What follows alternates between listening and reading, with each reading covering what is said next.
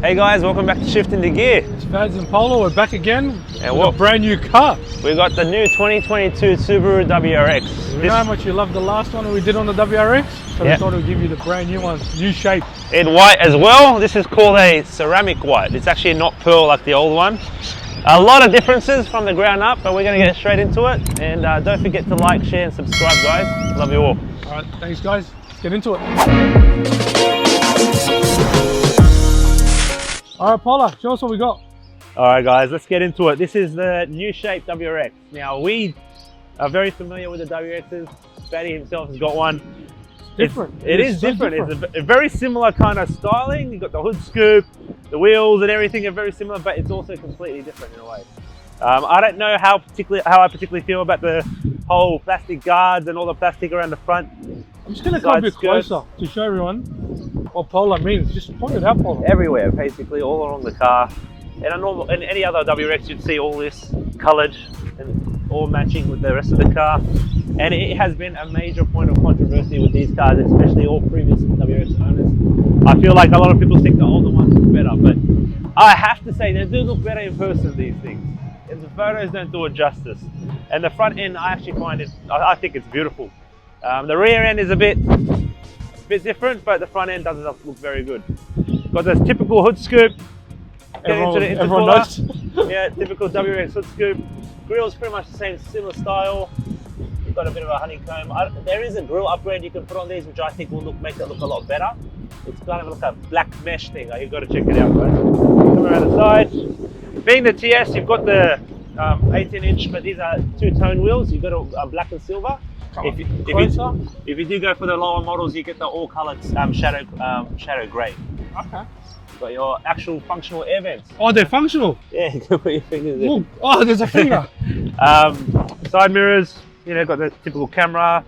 Oh, camera, indicator perfect. there. And the side skirts are completely plastic. Plastic as well? All plastic, yes. They go around the whole car. I do like the side profile of it. It does look actually a bit more beefy than the previous model. I don't know if you can tell in the camera, guys, but the rear end, especially the rear flares, it looks like it's flared a bit more than the previous one. This is where the car's got the most going on, guys. A lot's happening here. We've got the black, and then white, and then plastic all around, and then white again.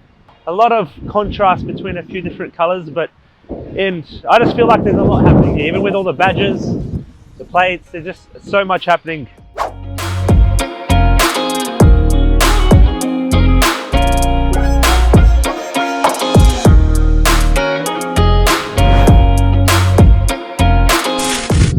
Alright, Polo, show us through the car, mate. Let's go. So first thing first, centric. Love that. Let's go straight into it. Big screen. It feels weird because Polo's seen this car multiple times. This is actually my first time actually being in one, and it's different. Coming from a previous generation owner. Like this here looks the same as the previous model. The whole, of course, that's not carbon fiber, but the carbon fiber look with the two-tone and everything else with the leather, that's all standard. Of course, memory seat standard. Steering wheel looks to me the same, except this one, you're saying the TS comes with the STI. So this is the TS, so what it gives you is the STI trim steering wheel, STI cluster. And the seats as well. The seats as well, the ultra-trade Alcantara. What does it look like? What do you think? Very nice, I actually love the seats. So compared to, of course, the previous one, which was all leather. Yeah, funny enough, you can't actually get full leather in this car. You can't? There's no full leather, it's either cloth or this. Okay. So Harman Kardon, of course, still standard. This is actually the biggest Harman Kardon sound system they've ever put in a Subaru. Apparently it's the loudest one, with the biggest subwoofer. Well, there you go. A quick note. You got to test out, of course, the music and see how it goes. This is different. Yeah, the vents are nice. They've changed the whole vent system. Stylish, a bit more. The cluster is, of course, looks a bit smaller. Soft touch. Soft touch as well, which is good. And let's talk about the elephant in the room, which is the big screen. 11.6 inch, I believe. That is massive. It's huge. That, to me, as soon as I see that, of course, it reminds me of the Outback. Yeah, straight away. Yeah, the Outbacks. That's pretty much where they're taking it from. Yeah, and then I just put it straight into WRX. Even the whole gear surround and the changed. The USB inputs all look similar to the Outback. I might get you to actually come around, jump on the other side. Let's do it. Hey, is this a new WRX? Hey, jump in, Polo, it is. Where'd you go? What do we have here? What do you think, Polo? What do you think? Got a nice finish. We were showing you before. Got leather feel here. The car does feel very quality. Very good quality. It does. It does. It doesn't feel cheap. Got a nice looking air vents. These are all soft touch. If you guys could feel what I'm feeling, none of this feels cheap at all. The air vents feel very good. Nice kind of finishing all around. The seats feel very, very premium. Got nice looking WRX mats. Glove box, oh, a bit full there. And then we've got the 11.6 inch display in the middle. How cool is that? That is like an eye stopper. Right yeah, that is the center of attention as soon as you hop in this car, guys. It's broken up in a few sections. You've got your air condition and seat controls here, main screen controls there, entertainment, and then the rest of the stuff at the top here. Infrared facial recognition scanner at the top here, that little bar. Nice, nice. But yeah, what do you think about the screen? I think it's not bad. Is it quick though? It is pretty quick. I've played around a bit on these cars. Very zippy. Map system. Let's get into Bluetooth. it. Okay, it's not too bad at all. Apps, Apple CarPlay, Android Auto. And funny enough, the seats aren't actually heated. What? I mean, they're not cooled. What am I saying? They're heated. I can see it right here. They're heated but not cooled. I think that has probably something to do with the seats not being perforated. It's got like the Alcantara. It would have been cool if they were actually cooling seats as well. Yeah, you'd think cooled seats in the throughout $62,000 car nowadays will be standard, but and everything's standard. Adaptive cruise control, which is a must. Now, what I'll get you to do is I want you to press that mode button right there and tell me what you think. Alright, ready? Now, what happens when you press that? Oh, so it goes into the driving mode selector. So if you, here in Australia, guys, if you choose to go for the TS, this is what you generally would go for. You actually have your, press that button again, you have your different drive modes here, and you can see the differences in between the driving, but you also now will have the individual little button, which you can control the power, the steering, the suspension. Everything. Pretty much everything. Even eyesight you can control. Yeah, so all the emergency braking systems, if you want to kind of put it in a mild setting, you can do that too. So you can literally control everything from the screen here. Exactly. So that's why people would go for a TS. Now the TS only comes in an automatic, so you can't actually get the customizable options in the manual, obviously. That's not bad. Yeah. Not being bad. And talking about, of course, the automatic, they've changed the whole center console. Yep. From the previous model as well. Yep, you've got the fast charge USBs in the front. There's also two at the back. The view button, of course, which is a must. So curbside camera. We were talking about this before. Don't you reckon they could have made the cameras a bit bigger? Yeah, I reckon they could have taken up more room. It's great quality. I don't know if you guys can tell from just the screen here, but it just doesn't feel like they're using the whole screen. Like we've got a massive, the real estate of screen here, but they haven't put it to use. No, at all. Yeah. No, of course, electric handbrake, which is standard as well. Center console. Is that what they put the CD in? They've also got a CD player in the TS. Well, okay. So I pretty much follow what I like. They've still kept, of course, the black roof. The roof lining, yes. Yeah. I like that it's all one color, matches the whole rest of the car. If you guys can see, from the floor up is all black. Much better than rather being beige. So they've kept that from the old model. Yep. Which is good. And then, of course, sunroof, which is a must. Yeah. Yeah. Awesome. We've still got the sliding function. And then, of course, we still got the tilting function as well. Yeah. So we can just tilt it up. I'll just show you what it looks like. Yeah, got a bit of air coming in. Yeah. You know what? Overall, cool. Even the headroom, and it's quite decent as well. Yeah. For someone that's quite tall, I don't mind the actual headroom I've still got. And the seats, they're comfortable. Yeah, they hug you, but they're not over the top. Yeah, I like it. Sporty, stylish. I like it too. All right, we're in the car, guys. Space is pretty good. Got a little bit of room for the passenger. It looks like it actually has two different cup holders. You could probably fit two cups here. Got a little section where it separates the cups. Heated rear seats. Wow, pretty let cool. me come in closer. How cool is that? High and low settings. Mine doesn't have that. That's for the outboard seats, not the middle seat, but it still works pretty well. And you've got fast charge USBs in the middle. Sorry, Fads, you missed out. Oh man. And one thing we haven't seen in the WRX before is air vents. Your car doesn't have that either. I don't have that either. You're missing out, mate. Mine, can we put down in mine? What we'll do, we'll just cut some holes in there. Maybe somebody will come through. But the back space is pretty similar to what I think your one will be, the old generation. Yeah. Let's go to the boot. Let's go to the boot, guys. Come through. Actually, quick note, if you guys have a cargo tray from the previous model, it fits pretty well in the back seat, in the back boot here, so you can save yourself a bit of money on accessories right there. Yeah. Spare tire is a space saver, or aka pizza cutter, just over there. Paula, do you reckon get in the boot? Alright, let me try. There is quite a bit of room there. You can fit a dead body or two. It's deep. Yeah, it's deep. The seats do recline completely flat. Got a bit of room, but Yeah. Alright, Paula, show us inside. This is the engine, guys. 2.4 litre FA24. It does have a bigger top mount intercooler. I think you'll notice it's a bit thicker. And being that it went from a 2 litre to a 2.4, it actually only has an extra 7 kilowatts from your car.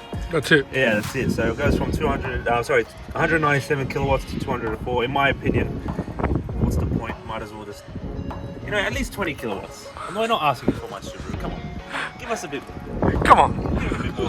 The engine noise, exhaust sound, I'll show you in a second, is also very underwhelming, I have to say. Oil filter still standard, it's there. Oil filters at the top. Gotta love the engine layout, gotta love the design. Still a lot of room. A lot of room around To work here. like I can put my hand in there pretty easy. Turbo placement is also different. I think it's something to do with cooling, but yeah, look, the design factor of the car, I don't think I can have a go at with the engine, but we just want a bit more power, I think. That's all. For everyone. That's all we want. Please, Subaru, give us a bit more power on these cars. Please. That's all we ask. Please. Bigger engine, more power. Thanks, Paula. Let's own the exhaust as well. Let's own the exhaust sound. Alright, guys, so Paula's just started up the car. Says he's going to give it a rev. Rev, Paula. Very quiet.